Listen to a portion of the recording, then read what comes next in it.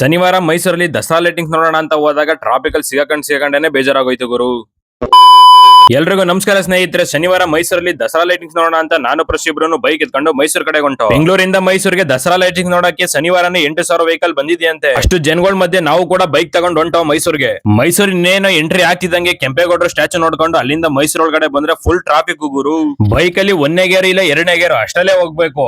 ಆ ಟ್ರಾಫಿಕ್ ಅಲ್ಲಿ ನಿಂತಿ ಗಾಡಿ ಇಂಜಿನ್ ಪಂಜಿನ್ ಟೈರ್ ಈರು ಎಲ್ಲ ಹೀಟ್ ಆಗೋದ ಗುರು. ಈ ಟ್ರಾಫಿಕ್ ಸಿಗಾಕೊಂಡಿರೋದಕ್ಕೆ ನಾವು ದಸರಾ ಲೈಟಿಂಗ್ಸ್ ನೋಡಕ್ಕೆ ಆಗಿಲ್ಲ. ನೀವೇ ಯಾರಾದ್ರೂ ಶನಿವಾರ ದಸರಾ ಲೈಟಿಂಗ್ಸ್ ಗೆ ನೋಡಕ್ಕೆ ಅಂತ ಬಂದಿದ್ರೆ ಅರಮನೆ ಹತ್ರ ಹೋಗ್ಬಿಟ್ಟು ಲೈಟಿಂಗ್ಸ್ ನ ನೀವೇನಾದ್ರೂ ನೋಡಿದ್ರೆ ಕಮೆಂಟ್ ಹಾಕ್ರಪ್ಪ ನೋಡೋಣ. ಎಲ್ಲಾದ್ರೂ ನೋಡು ಗುರು, ಸುತ್ತ ಜನ ನೋಡಿ ತಲೆನೇ ತಿರ್ದಂಗ ಆಗೋಯ್ತು ನನಗೆ. ಹೊಟ್ಟೆ ಬೇರೆ ತುಂಬಾ ಬೇರೆ ಸಿದಿತ್ತು. ಸಬರ್ ಬಸ್ ಸ್ಟಾಂಡ್ ಹತ್ರ ಹೋಗ್ಬಿಟ್ಟು ಒಂದು ಹೋಟ್ಲಲ್ಲಿ ಬಿರಿಯಾನಿ ತಿನ್ಕೊಂಡು ಅಲ್ಲಿಂದ ಊಟ ಎಲ್ಲ ತಿನ್ಕೊಂಡು ಮತ್ತೆ ಮೈಸೂರಲ್ಲಿ ಲೈಟಿಂಗ್ಸ್ ನೋಡೋಣ ಅಂತ ಮತ್ತೆ ಬೈಕ್ ಎತ್ಕೊಂಡು ಬಂದು ಮೈಸೂರಲ್ಲಿ ಎಲ್ಲಾದ್ರೂ ನೋಡು ಗುರು, ಬರೀ ಲೈಟಿಂಗ್ಸ್ ಹಾಕಿ ತುಂಬಾ ಸಖತ್ತಾಗಿ ಡೆಕೋರೇಷನ್ ಮಾಡೋರು. ಹಂಗೆ ಲೈಟಿಂಗ್ಸ್ ಎಲ್ಲ ನೋಡ್ಕೊಂಡು ರೈಲ್ವೆ ಸ್ಟೇಷನ್ ಹೋಗೋ ರೋಡಿಗೆ ಬಂದಾಗ ಫುಲ್ ಟ್ರಾಫಿಕ್ ಫುಲ್ ಜನ ಗುರು. ಲೈಟಿಂಗ್ಸ್ ಮಾತ್ರ ಮಸ್ತ್ ಡೆಕೋರೇಷನ್ ಮಾಡಿದ್ರು ಗುರು. ಇಲ್ಲಿ ನಮ್ಮೆಲ್ರಿಗೂ ಲೈಟಿಂಗ್ಸ್ ನೋಡೋ ಚಿಂತೆ ಪಾಪ ಇವರಿಗೆ. ರೋಡ್ ಅಂಚಲ್ ನಿಂತ್ಕೊಂಡು ಜನಗಳಿಗೆ ಈ ತರ ಬಲೂನ್ ಮಾಡ್ತಾ ಇರ್ತಾರೆ. ನಿಮ್ ಕೈಲಿ ಆದ್ರೆ ಬಲೂನ್ ತಗೊಳ್ಳಿ, ಅವ್ರ ಹತ್ರ ಇಸ್ಕೊಂಡು ಫೋಟೋ ಹೊಡ್ಕೊಂಡು ಮತ್ತೆ ವಾಪಸ್ ಕೊಡ್ತೀರಾ. ನೀವು ಫೋಟೋ ತಗೊಳಕೋಸ್ಕರ ಅವ್ರ ಹತ್ರ ಬಲೂನ್ ತಗೋತೀರಾ. ಅವ್ರ ಪಾಪ ಆಸೆಯಿಂದ ಇರ್ತಾರೆ ಬಲೂನ್ ತಗೋತಾರೇನೋ ಇವರು ನಮ್ಮ ಹತ್ರ ಅಂತ. ಫೋಟೋ ಎಲ್ಲ ತಗೊಂಡೋದ್ಮೇಲೆ ಮತ್ತೆ ಆ ಬಲೂನ್ ವಾಪಸ್ ಕೊಟ್ಬಿಟ್ಟು ನಿಮ್ ಪಾಡ್ ನೀವೀಗ ಹೋಗ್ತೀರಾ.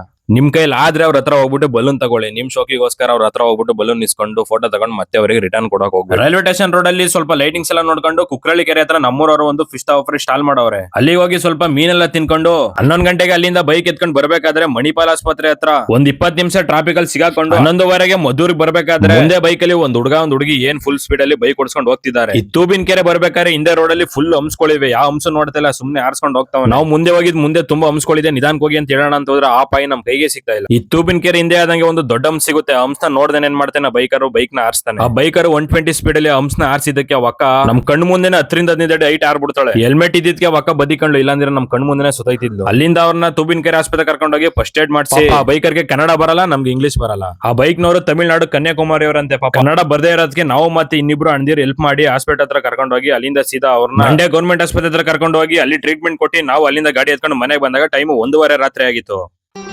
ಮತ್ತೆ ಭೇಟಿಯಾಗೋಣ. ನಮಸ್ಕಾರ.